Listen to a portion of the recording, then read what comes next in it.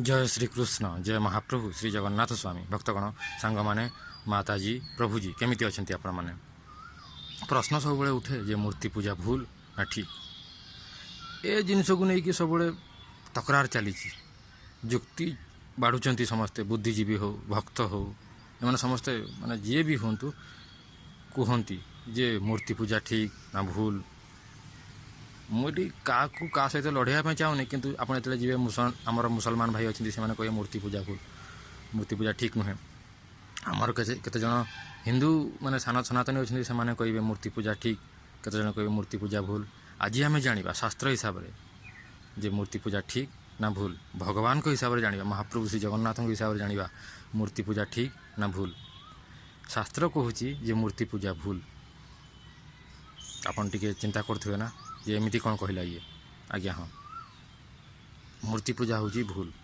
ताले आप कहते जो महाप्रभु श्री जगन्नाथ अच्छा अरे से मूर्ति नुहति आज्ञा से तो निजे महाप्रभु जिते महाप्रभु भगवान श्रीकृष्ण जो आसते से केमी बंशी बजाते चलाबुला करते वर्तमान महाप्रभु श्री जगन्नाथ दिव्य दारू रूप में अच्छा ये दिव्य दारू तांकर शरीर निजर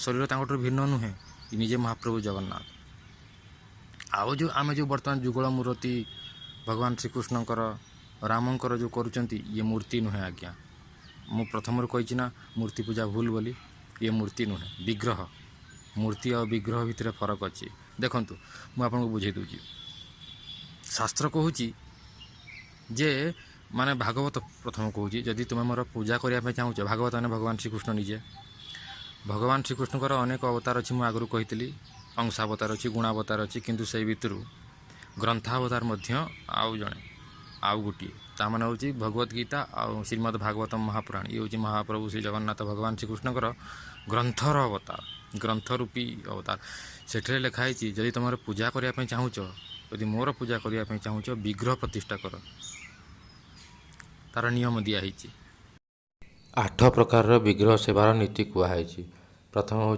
पत्थर पत्थर रे आपण विग्रह सेवा करें पूजा करें तापर हूँ काठ तापर जेकोसी धातु तापर कादुअरे माटीरे तापर पेंट माने फोटो चित्र जेकोसी चित्र आंकिकी किंबा फोटो तापर बाली रे तापर मनरे जोटा को आम कहती मृण्मयी मूर्ति किंबा विग्रह जोटा कहती आम मनरे तापर ज्वेल्स माने अलंकार रे तो यही 8 प्रकार विधि अच्छी विग्रह सेवा पाई तेणुक ए नियम पर आपड़ जानीपारे जे या विग्रह कहीं कहुए जमीती कि आपड़ गोटे साधा कागज नियंतु साधा कागज प्लेन कागज आज्ञा प्लेन कागज को गोटे जगह रखु आउ गोटे 1000 टंका नोट को गोटे जगह रखु लोक कौटी भिड़ हो आज्ञा नापी से 1000 टंका नोट कहीं तार मूल्य अच्छी साधा कागजर कि मूल्य देखा दी जन सारा कागज किंतु खाली को कारण से तार मूल्य बढ़ीगला यार मूल्य कमीगला आज्ञा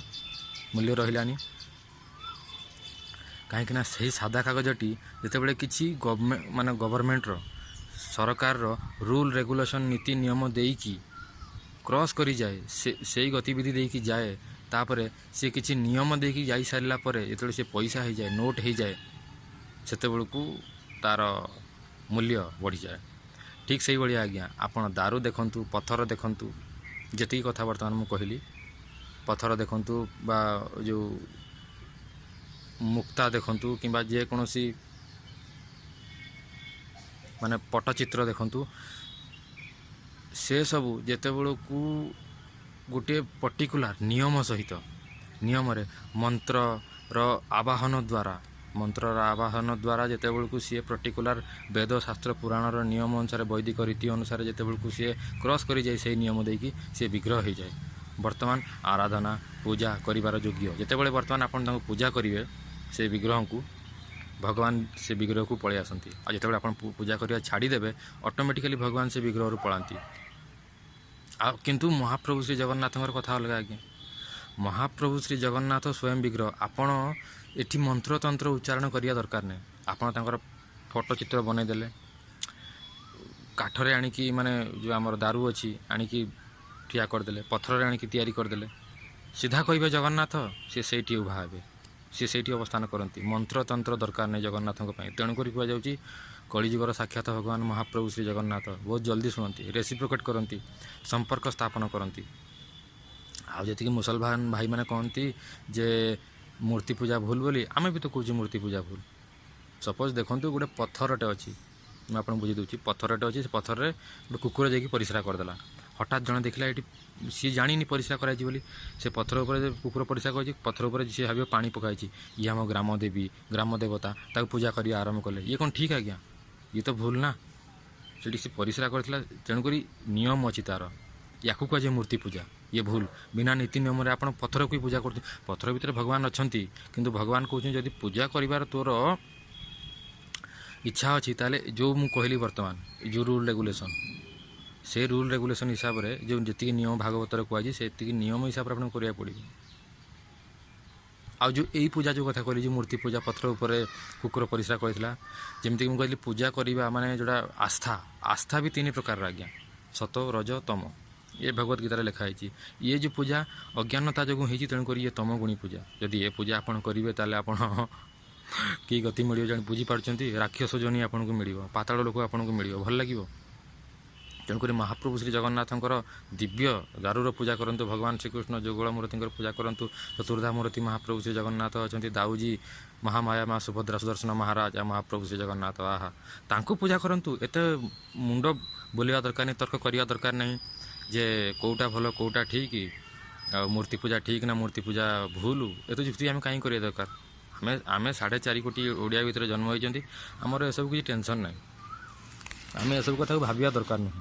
ଆମର କ'ଣ ଟେନସନ୍? ଆମେ କି ଭାଗ୍ୟବାନ ଆପଣ ଜାଣିଛନ୍ତି ତ? ମୁଁ ବାରମ୍ବାର ଏ କଥାକୁ କହିଛି ଯେ ସ୍କନ୍ଦ ପୁରାଣ ମାନେ 4 ବେଦ, 18 ପୁରାଣ, 108 ଉପନିଷଦ, ସେ 18 ପୁରାଣ ଭିତରୁ ସବୁଠାରୁ ବଡ଼ ପୁରାଣ ହେଉଛି ସ୍କନ୍ଦ ପୁରାଣ, ଶ୍ରୀ ସ୍କନ୍ଦ ପୁରାଣ। ସେ ସ୍କନ୍ଦ ପୁରାଣରେ ସଫା ସଫା ଲେଖା ହେଇଛି ଯେ ଯଦି ଆପଣ ଏ ବ୍ରହ୍ମାଣ୍ଡ ଭିତରେ ପୃଥିବୀରେ ଜନ୍ମଗ୍ରହଣ କଲେ, ପୃଥିବୀ ଭିତରେ ଆପଣ ଯଦି ଭାରତବର୍ଷ ଜନ୍ମଗ୍ରହଣ କଲେ, ଭାରତବର୍ଷରେ ଯଦି ଆପଣ ଓଡ଼ିଶାରେ ଜନ୍ମଗ୍ରହଣ କଲେ, ଆଉ ମନୁଷ୍ୟ ହେଇକି ଜନ୍ମଗ୍ରହଣ କଲେ, ସିଏ ବି ସନାତନୀ ହିନ୍ଦୁ, ତାହେଲେ ଆପଣ ବୁଝିଯାଆନ୍ତୁ ଆପଣ କେତେ ଭାଗ୍ୟବାନ। କାହିଁକିନା ମହାପ୍ରଭୁ ଶ୍ରୀ ଜଗନ୍ନାଥ ଆପଣଙ୍କୁ ନିଜ ପାଖରେ ରଖିଛନ୍ତି। ଏଠି ଯଦି ମୁସଲମାନ ହେଇକି ବି ଜନ୍ମ ହୁଏ, ଖ୍ରୀଷ୍ଟିଆନ ହେଇକି ବି ଜନ୍ମ ହୁଏ, ତାହେଲେ ମହାପ୍ରଭୁ ଶ୍ରୀ ଜଗନ୍ନାଥ ପ୍ରତିବର୍ଷ ବାହାରକୁ ପଳେଇ ଆସନ୍ତି। କହିଲେ ଏତେ କୃପା କିଏ କରିବ? ତେଣୁକରି ଏ ମୂର୍ତ୍ତି ବିଗ୍ରହ ଭିତରେ ଫରକ ଆପଣ ଜାଣିସାରିଥିବେ। ଯଦି କିଏ ପଚାରେ ଆପଣ କହିପାରିବେ ତାକୁ, କିନ୍ତୁ ଆପଣ ଜାଣନ୍ତୁ ଆଜ୍ଞା, ଆପଣ ଆମର ଟେନସନ୍ ନେବା ଦରକାର ନାହିଁ। ଆମର ଜଗନ୍ନାଥ ଅଛନ୍ତି ମାନେ ଆମର ଜଗନ୍ନାଥ ଜିନ୍ଦାବାଦ, ଜୟ ଶ୍ରୀ ଜଗନ୍ନାଥ। ଆମର କ'ଣ ଦରକାର ଯେ ମୂର୍ତ୍ତି ଓ ବିଗ୍ରହରେ ଫରକ କ'ଣ ଅଛି? ଆଉ ଭଗବାନ ଶ୍ରୀକୃଷ୍ଣ ମହାପ୍ରଭୁ ଶ୍ରୀ ଜଗନ୍ନାଥ ଗୀତାରେ ବି କହୁଛନ୍ତି, କାହିଁ ଏତେ ଚିନ୍ତା କରୁଛୁ ଛୁଆ, ଏ ଛୋଟୁ, କାହିଁ ଏତେ ଚିନ୍ତା କରୁଛୁ? ତଥା ତ କହିଲି ସର୍ବଧର୍ମାନ ପରିତ୍ୟଜ୍ୟ, 18 ଅଧ୍ୟାୟର 66 ନମ୍ବର ଶ୍ଲୋକ, ସର୍ବଧର୍ମାନ ପରିତ୍ୟଜ୍ୟ ମାମେକଂ ଶରଣଂ ବ୍ରଜ ଅହଂ ତ୍ୱଂ ସର୍ବ ପାପେଭ୍ୟୋ ମୋକ୍ଷୟିଷ୍ୟାମି ମା ଶୁଚ। ଆରେ ସବୁ ଧର୍ମକୁ ଛାଡ଼ିଦେ ୟାର। ଅର୍ଜୁନ କ'ଣ କହୁଛି ଶୁଣୁଛୁଟି? ସବୁ ଧର୍ମ ଛାଡ଼ିଦେ। ମୁଁ ଯୋଦ୍ଧା, ମୁଁ ମାତା, ମୁଁ ପିତା, ମୁଁ ମଣିଷ, ମୁଁ ହିନ୍ଦୁ, ମୁଁ ବ୍ରହ୍ମଚାରୀ, ମୁଁ ସନ୍ନ୍ୟାସୀ, କ'ଣ ଦରକାର? ଖାଲି ମୋ ଶରଣକୁ ପଳେଇ ଆସେ, ମୁଁ ତତେ ସବୁ ପାପରୁ ମୁକ୍ତି ଦେଇଦେବି। କୌଣସି ଜିନିଷର ଆବଶ୍ୟକତା ନାହିଁ। ବୁଝନ୍ତୁ ଏ ଜିନିଷକୁ। ଭକ୍ତି ବହୁତ ସିମ୍ପଲ୍ ଆଜ୍ଞା, କିନ୍ତୁ ଲୋକ ଆକୁ ବହୁତ କମ୍ପ୍ଲେକ୍ସ କରିକି ରଖିଛନ୍ତି। ଧୂପ ଦେଉଛନ୍ତି, ଧୂଆଁ ବୁଲାଉଛନ୍ତି, ସିଆଡ଼େ ଅଙ୍ଗାର ହୋଇଗଲାଣି, ପୁରା ପାଉଁଶ ହୋଇଗଲାଣି। ଓହ, ଘଣ୍ଟାଟେ 2 ଘଣ୍ଟା 3 ଘଣ୍ଟା 4 ଘଣ୍ଟା ଚାଲିଛି। ଆରେ ମନ କେତେ ଲଗେଇଛ ଭଗବାନଙ୍କ ପାଖରେ? ଯଦି ଆପଣଙ୍କ ଜୀବନରେ ଯେତେ ସମୟ ଆପଣ ଭଗବାନଙ୍କ ପାଖରେ ମନ ଲଗେଇଛନ୍ତି, ଏଇ ହୃଦୟକୁ ଲଗେଇଛନ୍ତି, ସେତିକି ସମୟ ଆପଣଙ୍କର ସାର୍ଥକ ହେଲା। ବାକି ସବୁ ନଷ୍ଟ ଆଜ୍ଞା, ବାକି ସବୁ ନଷ୍ଟ।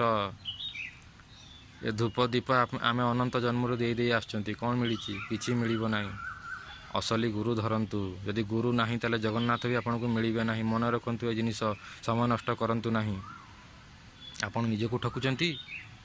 ଜଗନ୍ନାଥ କ'ଣ ଠକିବ? ଜଗନ୍ନାଥ ତ ଆପଣଙ୍କ ହୃଦୟରେ ଅଛନ୍ତି। ଆପଣ କହୁଛନ୍ତି ଜଗନ୍ନାଥ ମୁଁ ଆପଣଙ୍କୁ ଭଲ ପାଉଛି, ହୃଦୟ ତାଙ୍କୁ ଦେଉନାହାନ୍ତି।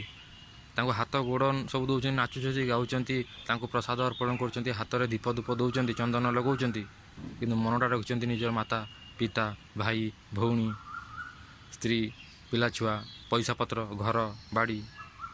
ମହାପ୍ରଭୁ ହସୁଛନ୍ତି। ସେଇଥିପାଇଁ ତ ମହାପ୍ରଭୁ ହସୁଛନ୍ତି, କହୁଛନ୍ତି ଇଏ ମୋତେ ଭାବୁଛି ମୁଁ ମୂର୍ଖ ବୋଲି, ସେ ଜାଣିପାରୁନି କେତେ ବଡ଼ ଭୁଲ କରୁଛି। ହୃଦୟ ମୋତେ ଦେ। ଓଲଟା କାମ କ'ଣ କରୁଛୁ? ମହାପ୍ରଭୁ କହୁଛନ୍ତି ହୃଦୟ ମୋତେ ଦେ, ପଇସା ପତ୍ର ଦୁନିଆକୁ ଦେ। ମୋତେ ଏଗୁଡ଼ା ଦେଲେ, ମୋତେ ପଇସା ପତ୍ର କ'ଣ ଦରକାର? ମୋତେ ଧୂପ ଦୀପ ଚନ୍ଦନ ଏଗୁଡ଼ା କ'ଣ ଦରକାର? ତୁ ମୋତେ ହୃଦୟ ଦେ, ସେତିକି ଦେ। ସର୍ବଧର୍ମାନ ପରିତ୍ୟଜ୍ୟ ମାମେକଂ ଶରଣଂ ବ୍ରଜ ଅହଂ ତ୍ୱଂ ସର୍ବ ପାପେଭ୍ୟୋ ମୋକ୍ଷୟିଷ୍ୟାମି ମା ଶୁଚ। ହୃଦୟ ମୋତେ ଦେ। ହୃଦୟ ଚାହେଁ ଏ ଜଗା, ମନ ଚାହେଁ ଏ ଜଗା, ଆଉ ପଇସା ପତ୍ର ଆଉ ଏ ଦେହ ଚାହେଁ ଇଏ ସାରା ଦୁନିଆ। ଏତିକି ବୁଝିଯିବେ ଯଦି ଆଜ୍ଞା ନା, କେବେ ଫସିବେନି। କଥା ହେବା ଆଗକୁ, ବହୁତ ଜିନିଷ ଅଛି। ଭକ୍ତିକୁ ଏମାନେ ସମସ୍ତେ ଜଟିଳ କରି ରଖୁଛନ୍ତି। ଭକ୍ତି ଏତେ ଜଟିଳ ନୁହଁ ଆଜ୍ଞା। ଗୋଟେ ଛୋଟ ଛୁଆ ଯେତେବେଳେ ଜନ୍ମ ହୋଇଥାଏ କ'ଣ କଥାବାର୍ତ୍ତା ଶିଖିଥାଏ ଆଜ୍ଞା? ନା ବେଦଶାସ୍ତ୍ର ପୁରାଣ ଶିଖିଥାଏ? ତଥାପି ତା ମାତା ପିତା ତାକୁ କେତେ ଭଲ ପାଆନ୍ତି, କାହିଁକି ଆଜ୍ଞା? କେବେ ଭାବିବାକୁ ଚେଷ୍ଟା କରିଛନ୍ତି? ତାହେଲେ ଜଗନ୍ନାଥ ଆମକୁ କାହିଁକି ଭଲ ପାଇବେନି ଆଜ୍ଞା? ତା ନିୟମଟା ଆପଣ ଜାଣିପାରୁନାହାନ୍ତି। ଶ୍ରଦ୍ଧା, ପ୍ରେମ, ଭଲ ପାଇବା ଆପଣ ଜାଣିନାହାନ୍ତି। ଛୋଟ ଛୁଆଟା ଯଦି ବି ବାପା ବାପା ଏମିତି କହିଦେଇକି ପଳେଇ ଆସିବ, ତା'ର ସେତିକି କଥାରେ ମାତା ପିତା ବିଗଳିତ ହୋଇଯାଆନ୍ତି, ଦୌଡ଼ିକି ତାକୁ କୋଳାଗ୍ରତ କରନ୍ତି। କାହିଁକି? ସେ ଭାବ ରଖିଛି, ହୃଦୟରେ କହୁଛି। ଆପଣ ହୃଦୟରେ କହୁନାହାନ୍ତି ଆଜ୍ଞା, ହୃଦୟରେ କହୁନାହାନ୍ତି। କେତେ ଲୁହ ବାହାରିଛି କେବେ ଚିନ୍ତା କରିବେ। ଏକଲା ବସିକି, ସିକ୍ରେଟ୍ କଥା ମୁଁ କହୁଛି, ଏକଲା ବସିକି ଯେତେ ଲୁହ ବାହାର କରିବେ କେବଳ ଜଗନ୍ନାଥଙ୍କର କୃପା ଆଉ ଦର୍ଶନ ପାଇଁ, ଆଉ କାହା ପାଇଁ ନୁହଁ। ଲୁହ ତ ବହୁତ ବାହାର କରନ୍ତି ଆଜ୍ଞା। କାହାର ଦେହ ଖରାପ ହେଇଛି, ନିଜ ଲୋକଙ୍କର, ସ୍ୱଜନଙ୍କର, ଆପଣ ବହୁତ ଦୁଃଖୀ ହେଉଥିବେ। ଏଥିରେ ଜଗନ୍ନାଥ ମିଳିବେନି, ଏ ତ ମୂର୍ଖାମି। ନିଜ ପାଇଁ କେବେ କାନ୍ଦିବେନି, ଜଗନ୍ନାଥ ପାଇଁ କାନ୍ଦିବେ। ମହାପ୍ରଭୁ ଏତେ ଅନନ୍ତ ଜନ୍ମ ବିତିଗଲା, ମୁଁ ଆପଣଙ୍କୁ ଦେଖିପାରିଲିନି, ମୋତେ ଦର୍ଶନ ଦିଅନ୍ତୁ। ସମୟ ବାହାର କରନ୍ତୁ, ପ୍ରାକ୍ଟିସ୍ କରନ୍ତୁ। ଯେତିକି ପଢ଼ାପଢ଼ି କଲେ, ପଢ଼ାପଢ଼ି ସମୟ ଶୋଇଲା ବେଳକୁ କିମ୍ବା ଚାକିରି କରିସାରିଲା ପରେ ଆସିକି କିଛି ସମୟ ଏକଲା ଗୋଟେ ଘରେ ନିଜକୁ ବନ୍ଦ କରିକି ହୃଦୟରୁ ଲୁହ ବାହାର କରନ୍ତୁ, ଆଖିରୁ ଲୁହ ବାହାର କରନ୍ତୁ, ହୃଦୟରୁ ମହାପ୍ରଭୁକୁ ଡାକନ୍ତୁ। ନହେଲେ ଏ ଜନ୍ମ ବି ବ୍ୟର୍ଥ ହୋଇଯିବ ଆମର, ଯେମିତି ପୂର୍ବରୁ ଅନନ୍ତ ଜନ୍ମ ବ୍ୟର୍ଥ ହୋଇସାରିଛି ଆଜ୍ଞା। ଜୀବନକୁ ଏମିତି ଛାଡ଼ନ୍ତୁନି। ଏ ଦେବ ଦୁର୍ଲଭ ଶରୀର, ଦେବତା ବି କେମିତି ଚାହାନ୍ତି ମଣିଷ ଜନ୍ମ ମିଳିଯାଉ। କଥା ହେବା ୟା ବିଷୟରେ, କାହିଁକି ଏ ଦେବ ଦୁର୍ଲଭ ଶରୀର। ଭୁଲ କରନ୍ତୁନି। ହରି ଆମକୁ ଦେହ ଦେଇଛି, ଅଭ୍ୟାସ କରନ୍ତୁ, ଅଭ୍ୟାସ କରନ୍ତୁ, ଅଭ୍ୟାସ କରନ୍ତୁ। ଯିଏ ତ ବିବାହ କରିଗଲା ତା'ର ତ 50% ଚାନ୍ସ କଟିଗଲା ଆଜ୍ଞା ମହାପ୍ରଭୁଙ୍କୁ ପାଇବାର। ସମସ୍ତେ କ'ଣ ମୋ ଭଳିଆ ବ୍ରହ୍ମଚାରୀ ହୋଇପାରିବେ? ମୁଁ ଗର୍ବ ସହକାରେ କହୁନି, ମହାପ୍ରଭୁ ନିଜେ କହୁଛନ୍ତି ବ୍ରହ୍ମଚାରୀ ହେଲେ କୁମ୍ଭୀରର ବଳ ହେଉଛି ପାଣିରେ, ହାତୀର ବଳ ହେଉଛି ସ୍ଥଳ ଭାଗରେ। ଗୁରୁ ମହାରାଜ କହନ୍ତି ମୋର। ଯଦି କୁମ୍ଭୀର ଆଉ ହାତୀ ଯୁଦ୍ଧ କରିବେ, ଆପଣ ଜାଗା ଦେଖନ୍ତୁ ସେ କେଉଁ ଜାଗାରେ ଅଛନ୍ତି। ଯଦି କୁମ୍ଭୀର ଆସେ ସ୍ଥଳ ଭାଗକୁ ହାତୀ ସହିତ ଯୁଦ୍ଧ କରିବା ପାଇଁ, ତାହେଲେ ହାତୀ ନିଶ୍ଚିତ ଭାବରେ ଜିତିବ ଆଉ କୁମ୍ଭୀର ହାରିବ। ଆଉ ଯଦି ହାତୀ ଯାଏ ଜଳ ଭାଗକୁ ଯୁଦ୍ଧ କରିବା ପାଇଁ କୁମ୍ଭୀର ସହିତ, ତାହେଲେ କୁମ୍ଭୀର ଜିତିଯିବ ଆଜ୍ଞା। ତେଣୁକରି ଭକ୍ତି କରିବା ପାଇଁ ହେଲେ ଆପଣଙ୍କୁ ଯଦି ଯେତେ ପାରିବେ ସଂସାରଠୁ ଦୂରେଇକି ରହିବେ, ଯେତେ ପାରିବେ ସେତେ ବ୍ରହ୍ମଚର୍ଯ୍ୟ ପାଳନ କରିବେ। କ'ଣ ଜଣେ ଗୃହସ୍ଥ ବ୍ରହ୍ମଚାରୀ ହୋଇପାରିବ? ନିଶ୍ଚିତ ଭାବରେ। ତା ସ୍ତ୍ରୀ ପିଲା ଛୁଆଠୁ ଦୂରେଇକି ରହୁ, ସବୁବେଳେ ସ୍ତ୍ରୀ ସଙ୍ଗ କମ୍ କରୁ, ଦେଖିବା କେମିତି ହେବନି, ହେବ। କିନ୍ତୁ ଯେହେତୁ ଇଏ ମାୟା ଆମକୁ ପ୍ରତି କ୍ଷଣରେ ରଖିଛି, ମାନେ ଜଗିକି ରହିଛି। ତେଣୁକରି ଭଗବାନଙ୍କ ଶରଣକୁ ଯେପର୍ଯ୍ୟନ୍ତ ଆମେ ନ ଯିବା, ମାୟା ଛାଡ଼ିବନି ଆମକୁ। ଭଗବାନ କହୁଛନ୍ତି ମାୟାମେବ ତରନ୍ତ୍ୟତେ, ମୋ ଶରଣକୁ ଯେତେ ପର୍ଯ୍ୟନ୍ତ ନ ଆସିଥିବୁ ସେ ପର୍ଯ୍ୟନ୍ତ ମାୟା ତତେ ଧରିକି ରହିବ। ଆଉ ଇଏ ମାୟାକୁ, ଇଏ ମୋରି ମାୟା ଅର୍ଜୁନ, ଆକୁ କାଟିବା, ଆକୁ ପାର କରିବା ବହୁତ ଦୁଷ୍କର, କିନ୍ତୁ ଅସମ୍ଭବ ନୁହେଁ। ମୋ ଶରଣକୁ ଆସ, ମାୟା ଚୁପ୍ ହେଇଯିବ, ତତେ କିଛି କରିବନି। ଶ୍ରୀ ମହାଭାଗବତ ହନୁମାନଜୀକୁ ଦେଖନ୍ତୁ, ଆଣ୍ଠେଇକି ଅଛନ୍ତି, ଠିଆ ହେଇକି ବି ନୁହଁ, ଆଣ୍ଠେଇକି ଅଛନ୍ତି। ତାଙ୍କୁ ତ ଆମ ଘରେ ବଡ଼ ଭାଇ ବୋଲି ମୋର କହନ୍ତି, କାହିଁକିନା ସିଏ ବି ବ୍ରହ୍ମଚାରୀ, ମୁଁ ବି ବ୍ରହ୍ମଚାରୀ। ସିଏ ମହାବୀର ହନୁମାନଜୀକୁ ଦେଖନ୍ତୁ, ମହାଭାଗବତ ହନୁମାନଜୀକୁ ଦେଖନ୍ତୁ, ସେ କେମିତି ଅଛନ୍ତି ଆଣ୍ଠେଇକି, ଯେ ହେ ହରି ମହାପ୍ରଭୁ ଶ୍ରୀ ଜଗନ୍ନାଥ ଭଗବାନ ଶ୍ରୀକୃଷ୍ଣ, ହେ ଶ୍ରୀରାମ, ମୋତେ ଆଦେଶ ଦିଅନ୍ତୁ, ମୋର ଆଜ୍ଞା କ'ଣ, ମାନେ ଆପଣଙ୍କ ଆଜ୍ଞା କ'ଣ, ମୁଁ ସେ କାମ କରିବା ପାଇଁ ଚାହୁଁଛି। ସେ ନିଜ ଖୁସି କେବେ ଚାହାନ୍ତିନି। ଆପଣଙ୍କ ଆଦେଶ କ'ଣ, ମୁଁ ଯିବି। ଠିଆ ହେଇକି ବି ନୁହେଁ, ପୁରା ବସିକି ବି ନୁହେଁ, ଆଣ୍ଠେଇକି, ମାନେ ଆଦେଶ ଦେବେ ଉଡ଼ିକି ଯିବେ, ଆଦେଶ ଦେବେ ଉଡ଼ିକି ଯିବେ, ଆଦେଶ ଦେବେ ଉଡ଼ିକି ଯିବେ। ଆମର ଇଚ୍ଛା ସେଇଆ ହେବା ଦରକାର ଆଜ୍ଞା। ଧୀରେ ଧୀରେ ମହାପ୍ରଭୁ ଶ୍ରୀ ଜଗନ୍ନାଥକୁ ପ୍ୟୁରିଫାଇ କରିବେ। ଏସବୁ ସଂସାର ଚକ୍କରରେ ଫସନ୍ତୁନି ଆଜ୍ଞା। ଆପଣ ହେଉଥିବେ ଏଇ ଛୋଟ ଛୋଟି କ'ଣ ଏମିତି କଥାବାର୍ତ୍ତା କରୁଛି, ନାହିଁ ଆଜ୍ଞା। ପୂର୍ବଜନ୍ମର କର୍ମ ହିସାବରେ ମୋତେ ଗୁରୁ ମହାରାଜ ମିଳିଲେ, ଭକ୍ତି ମିଳିଲା। ମୁଁ ଆପଣଙ୍କୁ ବୁଝାଇବାକୁ ଚେଷ୍ଟା କରୁଛି। ଏବେ ନହେଲେ ବି ଆପଣ ନେକ୍ସଟ ଜନ୍ମରେ, 50 ନମ୍ବର ଜନ୍ମରେ, 100 ନମ୍ବର ଜନ୍ମରେ, 1000 ନମ୍ବର ଜନ୍ମରେ, କୋଟିଏ ନମ୍ବର ଜନ୍ମରେ ଏ କାମ କରିବେ। ଆଜି ନହେଲେ କାଲି ଆସିବେ, ଆପଣଙ୍କୁ ଜଣାପଡ଼ିବ ସଂସାରରେ କିଛି ନାହିଁ। ଯେତେବେଳେ ଭଗବାନ ଶ୍ରୀକୃଷ୍ଣ ନିଜେ କହିଦେଲେ ଯେ ଇଏ ଦୁଃଖର ଘର, ଦୁଃଖାଲୟମ ଶାଶ୍ୱତମ ଚିତ୍ୟମ ନିତ୍ୟମ ଲୋକମ, ଏଠି ଦୁଃଖ ଅଛି ଆଜ୍ଞା। ଯେଉଁ ଗୋଦାମରେ କେବଳ ଆଳୁ ଅଛି, ଆପଣ ସେଠି ଯାଇକି ଯଦି ମାଗିବେ ମୋତେ ଚକୋଲେଟ୍ ଦିଅ, ସେ କେଉଁଠୁ ଦେଇପାରିବ? ସେ ତ କହିବ ନା ଆପଣଙ୍କ ମୁଣ୍ଡ ଖରାପ ଅଛି କି ଆଜ୍ଞା, ଏଇ ଆଳୁ ଗୋଦାମରେ ଚକୋଲେଟ୍ କେଉଁଠୁ ମିଳିବ? ଯଦି ଚକୋଲେଟ୍ ଖାଇବା ପାଇଁ ଚାହୁଁଛନ୍ତି, ଆପଣଙ୍କର ଇଚ୍ଛା ଠିକ୍, ଚକୋଲେଟ୍ ଚାହୁଁଛନ୍ତି ଆପଣ, କିନ୍ତୁ ଆପଣ ଭୁଲ ଜାଗାରେ ମାଗୁଛନ୍ତି ଆଜ୍ଞା। ଯଦି ଚକୋଲେଟ୍ ଦରକାର ଅଛି ଆପଣ ଯାଆନ୍ତୁ ଚକୋଲେଟ୍ ଗୋଦାମକୁ, ନହେଲେ ଯେଉଁଠି ଚକୋଲେଟ୍ ମିଳୁଛି ଦୋକାନକୁ ଯାଆନ୍ତୁ। ଏଠି ମାଗିଲେ କେମିତି ହେବ? ତେଣୁକରି ଆମେ ସମସ୍ତେ ସୁଖ ଚାହୁଁଛନ୍ତି ଆଜ୍ଞା, କିନ୍ତୁ ଭୁଲ ଜାଗାରେ ଚାହୁଁଛନ୍ତି। ଆମେ ଠିକ୍ ଜିନିଷ ଚାହୁଁଛନ୍ତି କିନ୍ତୁ ଭୁଲ ଜାଗାରେ। ସଂସାରରେ ସୁଖ ନାହିଁ। ସୁଖ ତ କେବଳ ସେ ସ୍ପିରିଚୁଆଲ୍ ନୀଳାଦ୍ରି ଲୋକ, ସେ ଗୋଲୋକ ଧାମରେ, ସେ ବୈକୁଣ୍ଠ ଧାମରେ। କଥା ହେବା ଭିଡ଼ିଓ ଲମ୍ବା ହେଇଯିବ। ଜୟ ଶ୍ରୀକୃଷ୍ଣ, ଜୟ ମହାପ୍ରଭୁ ଶ୍ରୀ ଜଗନ୍ନାଥ ସ୍ୱାମୀ।